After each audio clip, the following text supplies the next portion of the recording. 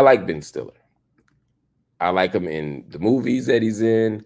I like him generally as a public voice. I think he's interesting and cool. He doesn't do too much, doesn't put too much dip on his chip. He doesn't pretend to be more than what he is. He's like, I have thoughts, but I defer to the experts. He does the things that you might want people to do. That's a shot at him in Zoolander, which was a great movie where he played somebody who's really, really, really good looking.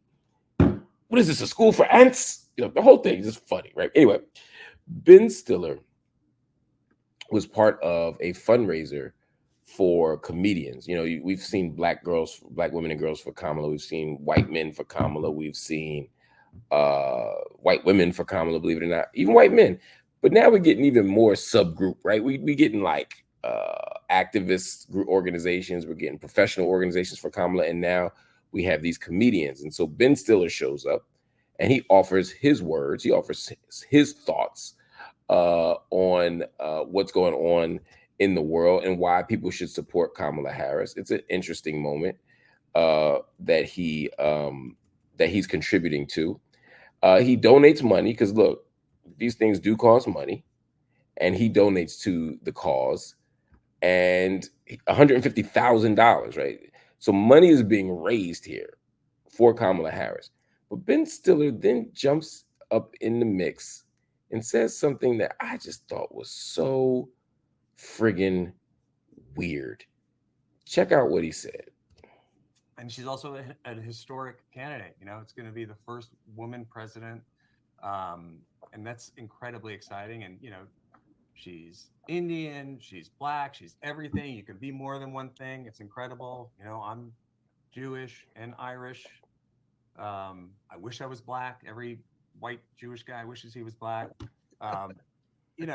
It's just get out there and vote and donate and like take advantage. This is such an important time right now, and this wave of energy that's happening, we got to keep going with it. So please do everything you can.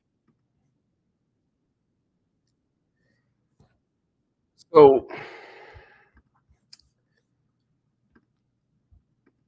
what? Look, let me say first, I'm not outraged. Because some of y'all be like, "Oh my God, why are you making a big deal out of this? Don't you have other things to be angry about?" I'm not angry by this. I'm not outraged by this. I'm not losing sleep over this. I just think the shit is weird. First, Lynn Stack said, "Is he wrong?" Yes, he's wrong, Lynn. Every Jewish man does not want to be black. It's like every black man doesn't want to be white. Some of y'all do. Some of y'all Negroes want to be white men. I get it. I get that it happens. I don't agree with the sentiment, but it's weird. You're in there raising money for Kamala. Just raise the money, bro. Just ask people to donate. You donated $150. Beautiful. Shout out to you for trying to commit to something and then actually following through. But saying, I wish I was black, is just a thing that doesn't have to be said. From a comedic perspective, I get how nothing is off limits. But from a comedic perspective, the shit just wasn't funny. Just wasn't funny. So don't do that. But second, like, you're again bringing this race conversation into the foreground that didn't have to be. She's Indian, she's black. I want to be black. I'm not, but I wish I was. It's just bringing the same jerks who deny Kamala Harris's blackness, which is ridiculous.